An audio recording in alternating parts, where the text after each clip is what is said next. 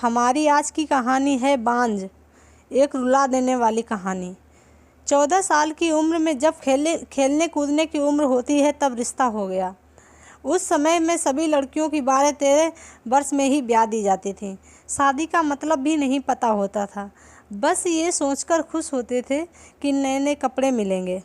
माँ तो थी नहीं, पिताजी ने बस जो घर का कामकाज सिखाया था वही आता था। शादी का दिन आया और बस सारी रस्मों के बाद विदाई का भी वक्त हो गया। रोते रोते डोली में बैठकर ससुराल पहुंच गई। इतना आलीशानदार हवेली देखकर मन ही मन बहुत खुश हुई। तभी सासू माँ की आवाज़ आई, अरे जल्दी से कलश लाओ, बहू आ गई है। मैंने घूंघट की आड़ में अपनी सासू माँ को देखा। आंखों में एकदम सख्त मिजाज लग रही थी मुझे। सच मानो थोड़ा डर गई थी मैं देखकर उसे। सारी रस्में खत्म होते होते रात हो गई। बिस्तर पर लेटते ही नींद आ गई। सुबह सुबह नौकरानी ने आकर जगाया कि चलो रसोई बनाने की रस्म है। मैं तैयार होकर रसोई में गई और खीर बनाई। सबने तारीफ़ की पर सासू माँ ने कमी निकाल ही दी। साथ ही साथ हिदायत दे दी कि अब बचपन छोड़कर कुछ कामकाज सीख लो। 15 दिन बाद मेरे पति को भी हॉस्टल जाना था, क्योंकि तब वह बीए कर रहे थे। खैर अमर भी हॉस्टल चले गए और मैं अकेली रह गई अपनी सास और ससुर के पास। बीच बीच में अमर चिट्ठी लिखते थे, पर चिट्ठी को पहले सासू माँ पढ़ती थी, बाद में मेरे पास आती थी। उम्र कम होने की वजह से इतना फ़र्क नहीं पड़ता था। मेरे अकेलेपन का साथी था आम का पेड़। हाँ, वही आम का पेड़ जो हवेली के पीछे आंगन में लगा हुआ था। उस आम के पेड़ के नीचे एक कच्ची मिट्टी का कमरा भी बना हुआ था, पर वो पेड़ फल नहीं देता था, इसलिए सारे हवेली वाले उसे पेड़ को बांझ कहते थे। पर मुझे ना जाने क्यों उस पेड़ से बहुत प्यार था। जब काम से निवृत्त होकर कुछ फुर्सत के पल मिलते तो एक वही पेड़ मेरा साथी होता था। उसको देखते ही मैं अपनी सारी थकान भूल जाती थी। 2 साल बीत गए और मैं 16 की हो गई। अमर की भी स्नातक की पढ़ाई पूरी हो गई थी। आज अमर वापस आ रहे थे। सासू माँ सुबह से ही तैयारी में लगी हुई थी, खुद ही रसोई में जाकर सारा जायज़ा ले रही थी। मैं भी बहुत खुश थी, अब मुझे अकेले नहीं रहना पड़ेगा। 16 श्रृंगार के साथ पूर्ण स्त्री की तरह महसूस कर रही थी। आज मांग का सिंदूर कुछ अलग ही लालिमा लिए हुआ था। शायद वह लालिमा मेरे चेहरे पर भी दिख रही थी। तभी तो सासू माँ ने कहा मुझसे कि जाओ अपनी नज़र उतरवा ले, अमर आ गए हैं। हवेली की हलचल से पता चल गया था मुझे। खाने पीने से निवृत्त होकर सब आराम करने चले गए। तब भी अमर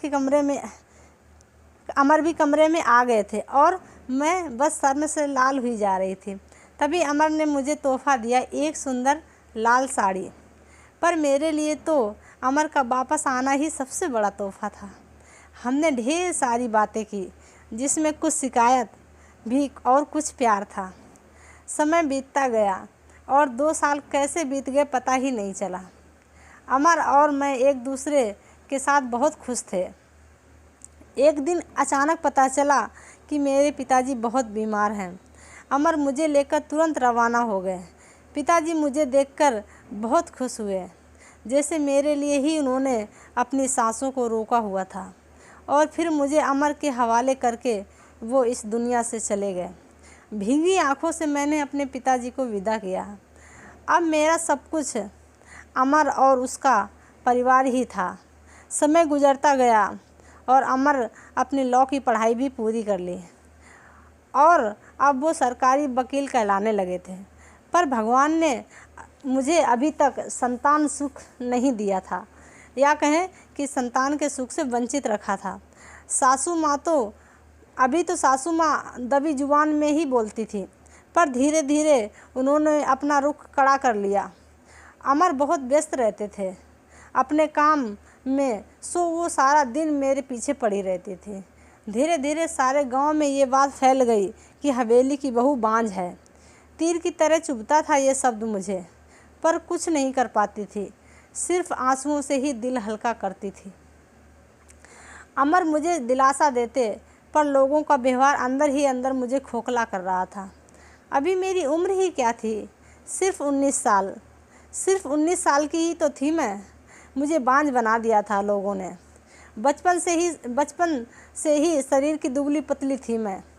फिर माँ के मरने के बाद ठीक से पालन पोषण भी नहीं हुआ था मेरा। एक दिन अमर जब दोपहर के खाने पर घर आए तो सासू माँ ने फरमान सुना दिया कि हम अमर की दूसरी शादी करेंगे। उफ़, इतना बड़ा धोखा अमर कैसे दे सकते हैं मुझे? नहीं, ऐसा नहीं हो सकता। बत्ती बुझा दो, मुझे सोना है, अमर ने कहा। अमर, कुछ बात करनी है आपसे। मैं थक गया हूँ धानी, मुझे सोने दो। अमर, क्या आप दूसरी शादी करेंगे? धानी, मैंने कहा ना मुझे सोने दो, मैं थक गया हूँ।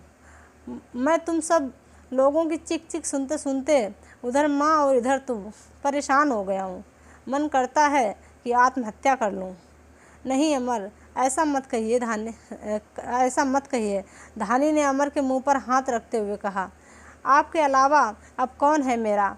धानी करवट लेकर सारी रात आंसू बहाती रही और जब सुबह उठी तो एक टूटी हुई औरत बनकर, जो मजबूर होकर हर चीज़ से समझौता कर लेती है।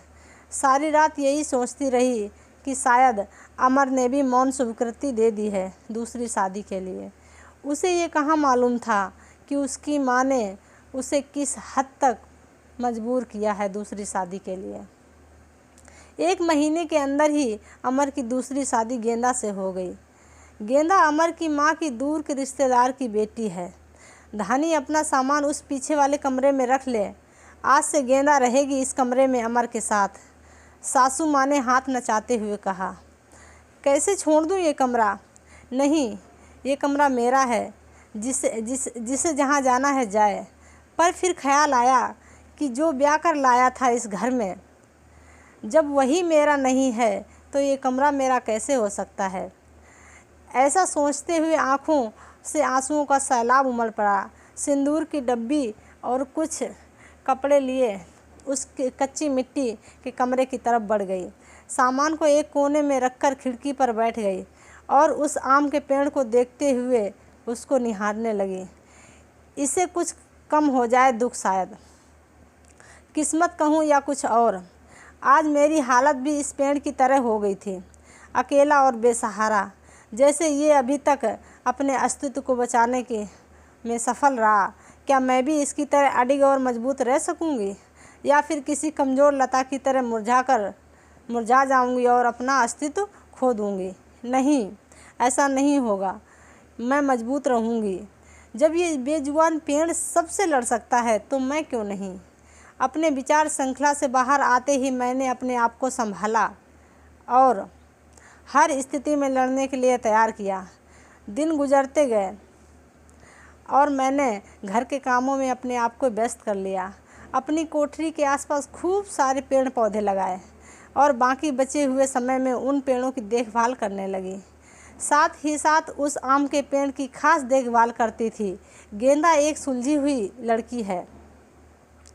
वो जब भी मुझसे बात करने के लिए आती तो मेरी सासू माँ उसे बहाने से बुला लेती। अमर पहले से भी ज़्यादा व्यस्त रहने लगे थे। मुझसे बात तो करते थे, पर एक पछतावा हमेशा उनकी आंखों में दिखता था।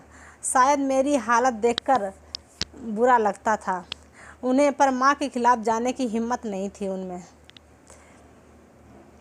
गेंदा के दिन खुशी से गुजर रहे थे और मेरे दिन बस गुजर रहे थे। और देखते ही देखते वो दिन भी आ गया जब गेंदा ने खुशखबरी सुना दी कि वो माँ बनने वाली है। पूरी हवेली में त्यौहार जैसा माहौल हो गया। सारे नौकरों को तोहफे बांटे जाने लगे। मैं भी बहुत खुश थी कि चलो अच्छा है, अब घर में एक नया मेहमान आने वाला है। शायद मेरी ज़िंदगी का सूनापन दूर हो जाए। गेंदा बहुत कमज़ोर थी और अभी उम्र 16 साल की। उसे बहुत तकलीफ़ होती थी। अब सासू माँ का आदेश था कि उसकी अच्छे से सेवा की जाए, जिससे कि उसकी कमज़ोरी दूर हो सके। सारी देखभाल के बावजूद भी गेंदा का वज़न कुछ खास नहीं बढ़ रहा था।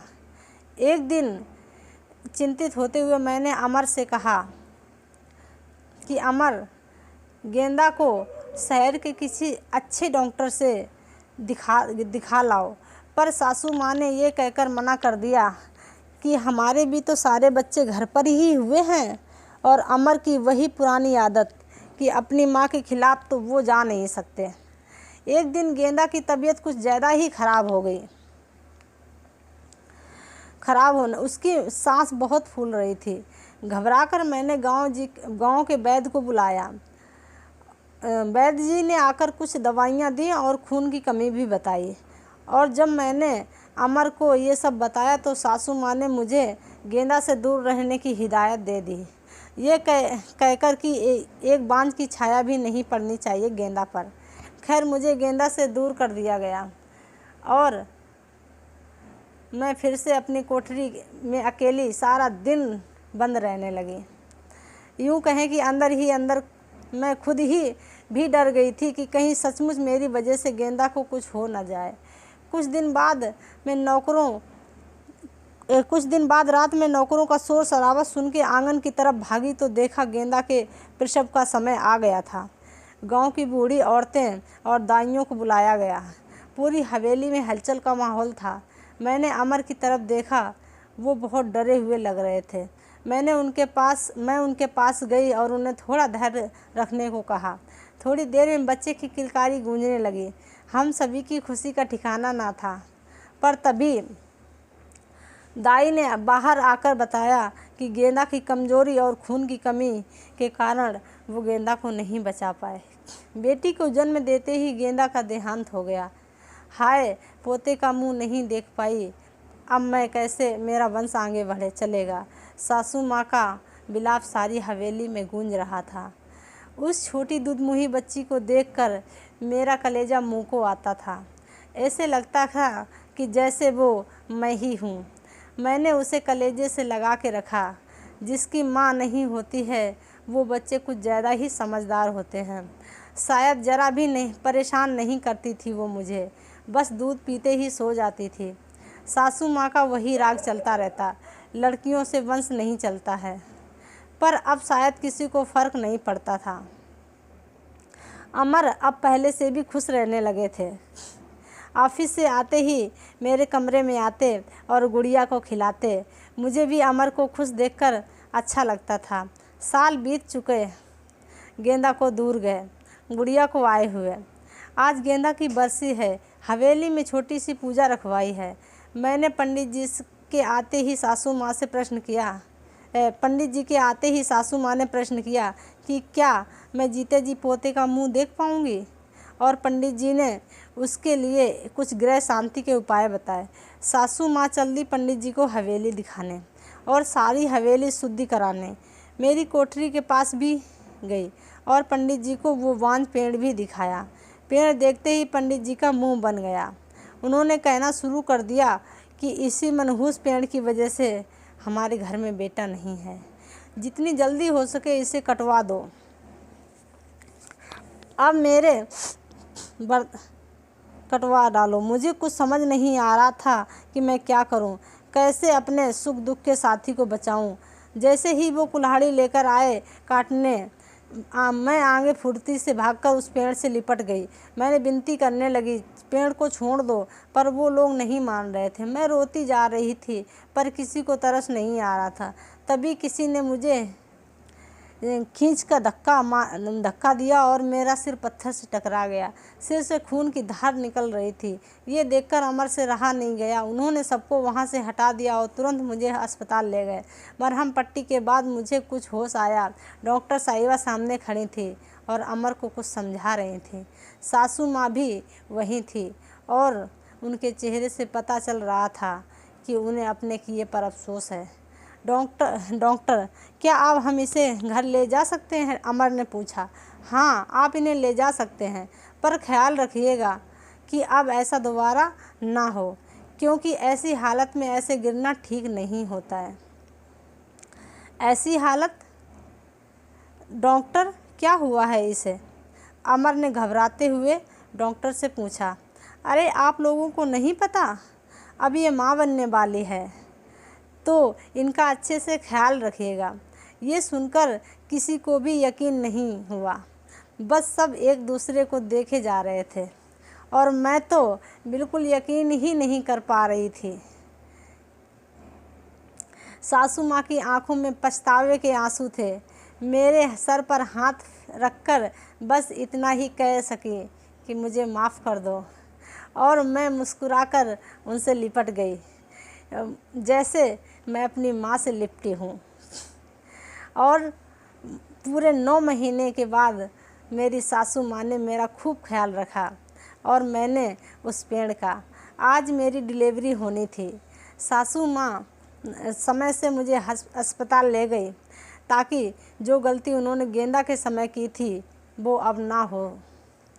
बधाई हो, आपको पोता हुआ है, नर्स ने सासू माँ को खबर दी।